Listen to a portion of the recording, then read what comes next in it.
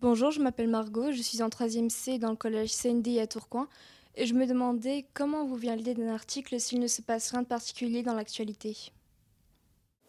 Alors, pour répondre à ta question, les idées de reportage, en fait, elles sont partout. Quand tu discutes avec un de tes copains, quand tu discutes avec ta famille, quand tu vas te promener sur le marché, que tu vois quelque chose que tu ne comprends pas, ça t'interroge. Tout ça, c'est souvent le départ en fait d'idées de reportage, d'idées de sujets. Alors, quand tu es journaliste indépendant, il y a des rédactions qui t'appellent, qui te connaissent, qui savent que tu es plus ou moins fort dans les sujets de justice, les sujets de santé, les sujets politiques. Donc parfois, tu n'as pas besoin de trouver les sujets parce que c'est les sujets qui viennent à toi. C'est les rédactions qui t'appellent et qui te disent « Bon, on aimerait un sujet la semaine prochaine sur la SNCF. Est-ce que tu pourrais nous faire un sujet sur la grève ?» Donc là, ok.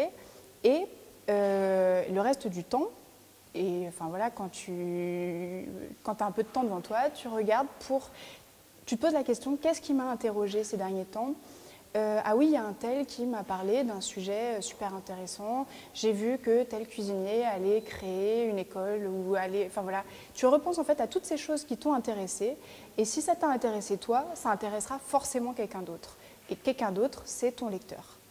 Donc l'inspiration, elle est tout autour de toi. Il faut juste avoir l'état d'esprit, il faut se dire qu'est-ce qu'on ne sait pas, comment ce sujet que tout le monde connaît, comment est-ce qu'on pourrait en parler différemment pour que ça intéresse un maximum de personnes, qu'est-ce qu'on peut apporter de nouveau.